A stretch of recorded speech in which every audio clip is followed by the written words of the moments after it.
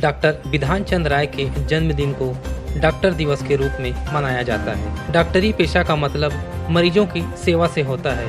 हमारे शहर धमतरी में कुछ ऐसे भी डॉक्टर हैं जो अपने मूल पेशे के अलावा अन्य क्षेत्रों में भी एक्सपर्ट हैं। इनकी ये अलग विशेषता इन्हें अन्य डॉक्टरों से अलग व प्रेरणा स्रोत भी बना रहा है। आज डॉक्टर दिवस पर हम शहर के सेवाभावी डॉक्टर रोशन उपाध्याय के पास हैं।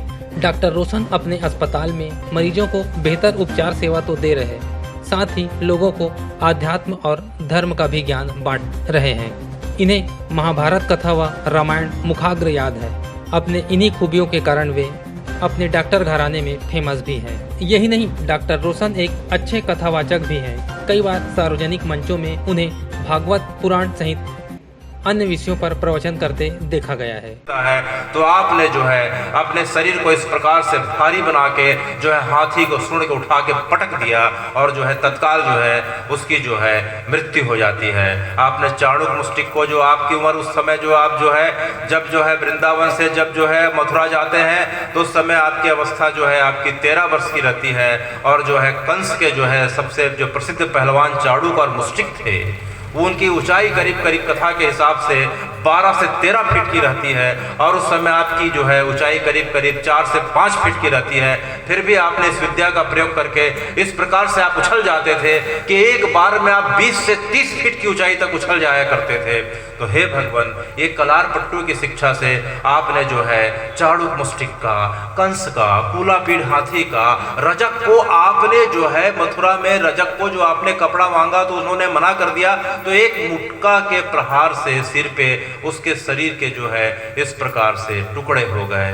तो ये जो है अत्यंत कोमल बालक जिसके हाथ इतने नर्म हो, ये विद्या जो है कलार पट्टू की विद्या थी। तो हे भगवान, ये कलार पट्टू की विद्या आपको किसने सिखाई? ये आपको किसने सिखाई? तो कथा बताती है कि कलार पट्टू की विद्या हे भगवान आपको जो है श्री हनुमान जी ने सिखाई। जब आप गिरिराज में जो है गौचारण के लिए जाया करते थे तो गिरिराज का जो परिक्रमा मार्ग है करीब करीब 16 किलोमीटर का पड़ता है। तो जब हम गिरिराज के परिक्रमा मार्ग के जब एक छोर पे जाते हैं तो एक गांव का नाम पड़ता है। उस गांव में जो है एक हनुमान जी का मंदिर है परिक्रमा मार्ग में, उसको बोलते हैं पुछौरी का लोटा। उसको क्या बोलते हैं? पुछौरी का लोटा। वहाँ हनुमान जी जो है इसी रूप में जो है विराजमान है। तो हनुमान जी आपको जब आप गौचारण की लीला के लिए जब गिरिराज जो रोज जाया करते थे तो हनुमान जी आपको जो है आपके मल्ल युद्ध के शिक्षक के रूप में वेश बदल के रोज आपको आया करते थे और रोज आपको यह विद्या सिखाया करते थे। जब ब्रज छोड़ के मथुरा जाने को हुआ तो अब आखिरी दिन जब हनुमान जी से मिलते हैं तो हनुमान जी को बोलते हैं कि हे हनुमान जी, आपने मुझे जिस विद्या की जो है पूरी तरीके से जो है पारंगतता और दक्षता दे दी है, अब उसका समय आ गया है। अब मुझे जो है कुछ दिनों के पश्चात मुझे यहाँ से मथुरा जाना पड़ेगा, तो अब मुझे आप विदा करें। तो हनुमान जी जो है बड़े दुखी होते हैं, उन्हें गले लगा के बोलते हैं कि हे भगवान, मुझे आपकी सेवा का अवसर मिला, यह मेरा बड़ा भाग्य है, लेकिन आपके जाने के बाद मेरा मन सूना हो जाएगा, क्योंकि आप जो है अपनी मैया के हाथों से जो बनाया हुआ जो रोज़ जो है रोटी और मक्खन लाते थे उसे तो आप मुझे ही पवाते थे, मुझे ही खिलाते थे। आज के बाद मुझे कौन पवाएगा? तब जो है भगवान ने हनुमान जी को गले लगाते हुए कहा कि हे हनुमान जी, आज से आप इसी जगह पे जो है विराजमान हो जाएंगे और जब तक जो है गिरिराज की परिक्रमा में जब तक कोई व्यक्ति आपका जो है दर्शन करके और आपको जो है माखन मिश्री और जो है इसका भोग नहीं लगाएगा, तब तक उसकी परिक्रमा को मैं पूर्णता का जो है फल नहीं दूंगा। तो हे भगवान, जब हम गिरिराज की यात्रा पे परिक्रमा पे जाते हैं तो हनुमान जी वहाँ जो है पुछौरी के लोटा के रूप में आज भी विद्यमान हैं, आज भी उनकी परिक्रमा की जाती है, आज भी दर्शन किया जाता है। तो हे भगवान, इस प्रकार से जो है कलार पट्टू की विद्या आपके बाद आगे बढ़ते गई। फिर से अगस्त ऋषि ने जो है दक्षिण भारत में इस प्रकार से इसका प्रचार किया और अगस्त ऋषि के जाने के बाद हे भगवान आज से 2000 साल पहले जो है एक बुद्ध राजा होते हैं दक्षिण में, जिनका नाम बोधिवर्धन होता है। बोधिवर्धन ने जो है आपकी कलार पट्टू की विद्या को चीन में, जापान में, कोरिया में, थाईलैंड में, सिंगापुर में, इंडोनेशिया में, मलेशिया में, फिलीपींस में, इस प्रकार से दक्षिण एशिया के बाकी जगहों पे इसका विस्तार किया, जिसे जो है वर्तमान में मार्शल आर्ट के नाम पे जाना जाता है। तो हे भगवान, ये मार्शल आर्ट और कुंफू और कुछ नहीं, ये कलार पट्टू का ही जो बदला नाम है। बोधिवर्धन जब चीन में जाते हैं तो वहाँ उन्होंने जो है इस मठ की स्थापना करी। वो मठ जो है शाओलिन मठ आज भी चीन में विद्यमान है, जहाँ आज जो है कुंफू मार्शल आर्ट की शिक्षा दी जाती है, शाओलिन मठ बोला जाता है। ये बोधिवर्धन के द्वारा स्थापित मठ है, जो परंपरा जो है कृष्ण के समय से आई है, जो परंपरा कृष्ण के समय से आई है। तो हे भगवान, इस प्रकार से आपके 64 कलाओं में से एक जो है कलाओं का हमने आप अभी श्रवण किया। उसके पश्चात हे भगवान, आपके शरीर से अद्भुत जो है आपके शरीर से केसर मिश्रित चंदन की खुशबू आया करती थी, बड़ी अद्भुत खुशबू थी। और ऐसी खुशबू द्रौपदी के शरीर से भी निकलती थी। इसलिए अज्ञातवास में जब द्रौपदी जो है विराट नरेश के यहाँ जब पांचों भाइयों के साथ जब जाते हैं वो वेश बदल के, तो उनका नाम सैरंध्री रखा जाता है, क्योंकि जो अद्भुत खुशबू के कारण जो है द्रौपदी के शरीर से भी इस प्रकार से जो है केसर चंदन की खुशबू निकला करती थी। तो हे भगवान, आपने अपना कुल आयु जो है 125 वर्ष की जो है इस धरती पे आपने निभाया, और 125 वर्ष की अवस्था में आपके शरीर में वृद्धावस्था के एक भी चिन्ह दिखाई नहीं दिए।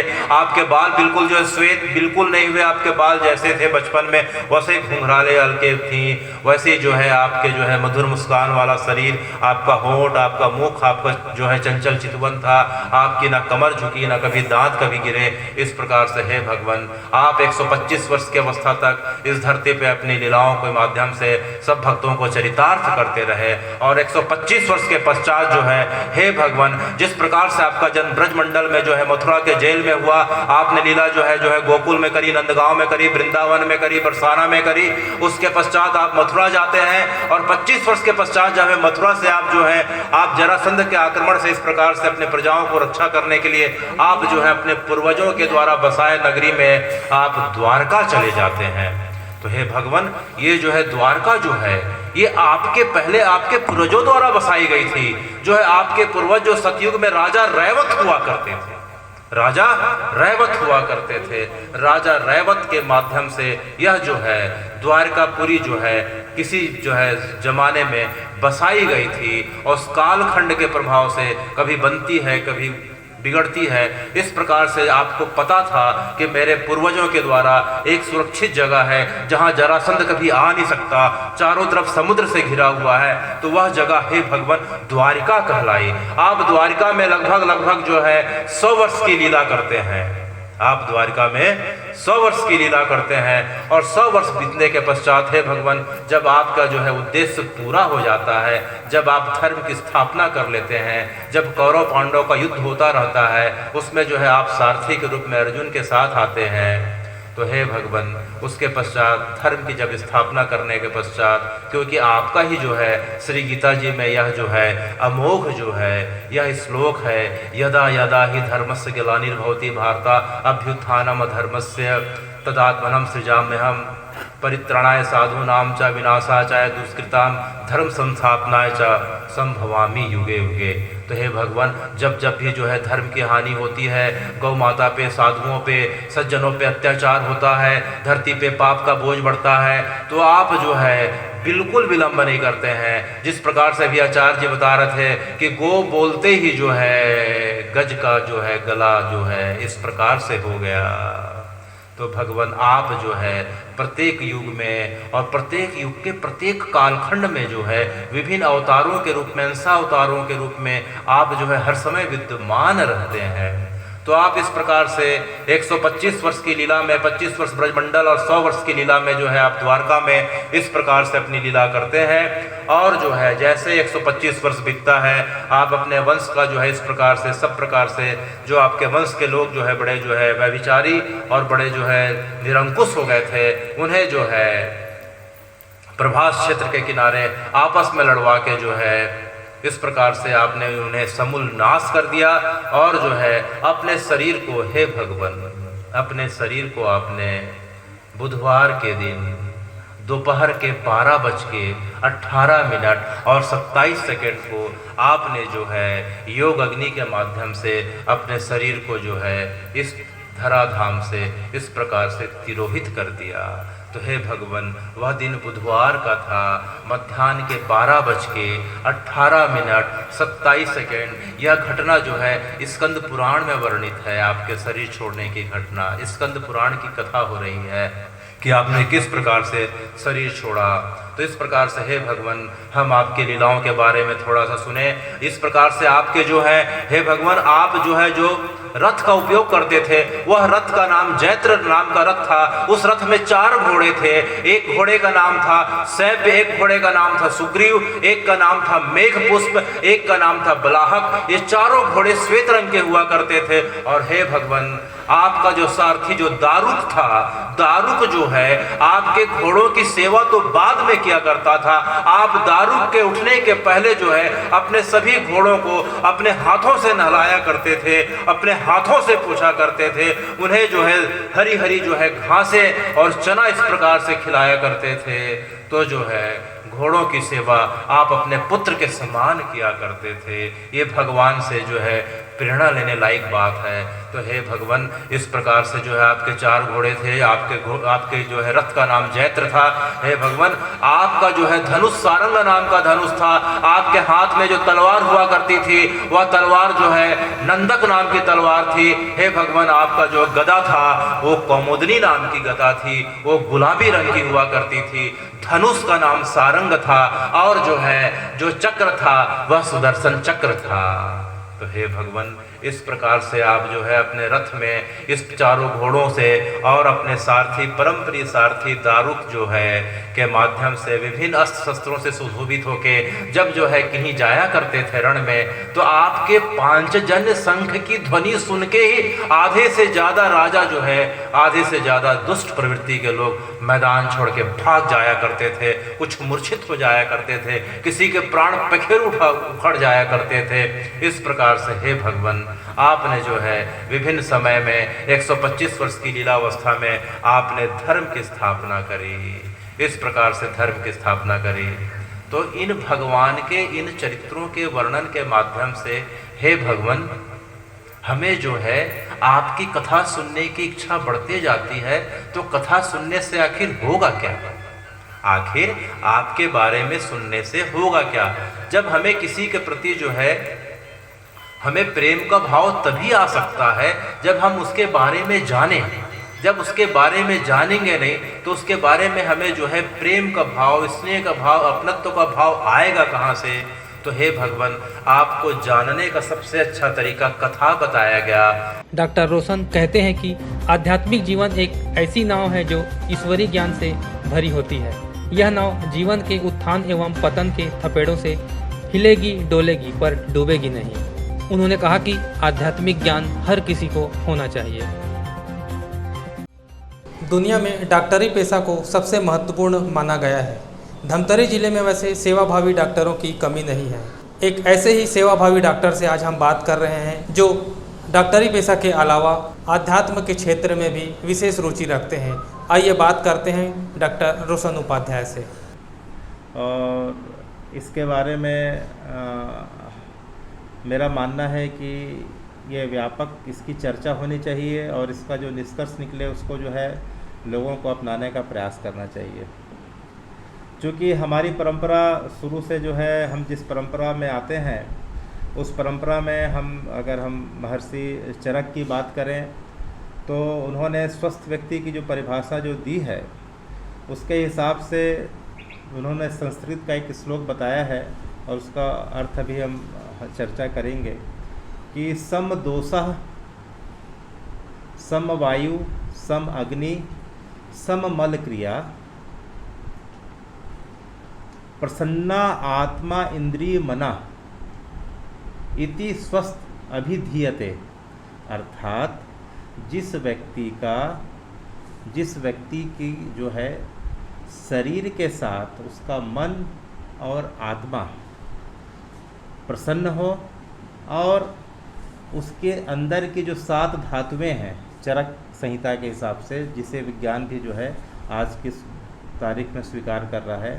धातुएं जिसकी सम हो, सुचारू रूप से संचालित हो रही हों, जिसे भूख ना ज़्यादा लगती हो ना कम लगती हो, सवेरे उठने के बाद उसको जो है शौच की क्रिया में जो है ज़्यादा वक्त ना लगता हो और एक बार में उसके हिसाब से पूरा हो जाता हो, और नींद बहुत अच्छी आती हो, और शरीर के साथ जिसका मन प्रसन्न रहता हो, ऐसे व्यक्ति को स्वस्थ व्यक्ति कहा जाता है। क्योंकि स्वास्थ्य का मतलब शरीर ही नहीं माना जाता है, शरीर के साथ जो है हमारी परंपरा में मन का भी उतना ही योगदान है। कई व्यक्ति का शरीर अच्छा रहता है लेकिन जो है मन से दुखी रहता है, तो ऐसे व्यक्ति को पूर्णतः स्वस्थ व्यक्ति नहीं बोला जा सकता। तो जिसका शरीर भी सुखी हो, जो मन से भी प्रसन्न हो, और जो है मन के ऊपर हम बात करें तो जिसको आत्मा है, इसको अभी चर्चा में ज़्यादा ठीक नहीं रहेगा, तो हम ऐसा बोल सकते हैं कि जो शरीर और मन से जो प्रसन्न हो और शरीर की सब क्रियाएं जिसकी सुचारू रूप से समभाव से चलती हो, भूख अच्छी लगती हो, बहुत ज़्यादा खाता हो ना बहुत, जिसको भूख कम लगती हो, जिसको अच्छा भूख हो, जिसका पेट जो है एक बार में अच्छे से साफ हो जाता हो, नींद जिसे अच्छी आती हो, ऐसे व्यक्ति को स्वस्थ व्यक्ति कहा जाता है। का अर्थ जो हम देखते हैं वो तो व्यक्ति के साथ जुड़ा ही हुआ रहता है और जुड़ा ही हुआ होना चाहिए। मैं कौन हूँ, मुझे कहाँ जाना है और मुझे किस कार्य के लिए भेजा गया है, ये अभिलाषा और ये इच्छा जो है जब हमारे मन में आने लगती है तो हम सांसारिक कार्यों और कर्तव्यों के अलावा हम उस चीज़ की खोज में लगने का प्रयास करते हैं, और यहीं से आध्यात्मिक जीवन की शुरुआत होती है। और इसका प्रयास लगभग सभी व्यक्ति अपने जीवन काल में किसी न किसी समय में अवश्य करते होंगे, और कुछ कारणों से इसकी अभिरुचि मुझे बचपन से रही है, इसलिए बचपन से ही ऐसी जिज्ञासाओं के साथ जो है मेरा जो है अभी तक का सफ़र रहा है। जीवन में आध्यात्म कितना जरूरी है? आध्यात्मिक तरीके से ही अगर व्यक्ति जीवन जीता है तो उसे सही जीवन जीने का तरीका बोला जा सकता है।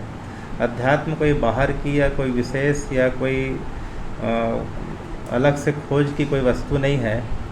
हमें जो है अच्छे तरीके से अच्छी लाइफ स्टाइल के साथ कैसे जीना है, हमारे साथ हमारा कर्तव्य माता पिता के प्रति, बाल बच्चों के प्रति, समाज और राष्ट्र के प्रति क्या होना चाहिए, प्रकृति के प्रति क्या कर्तव्य होना चाहिए, और इसको अगर जानने के पश्चात अगर हम इसके हिसाब से थोड़ा बहुत रहने का प्रयास करते हैं तो यही अध्यात्म है।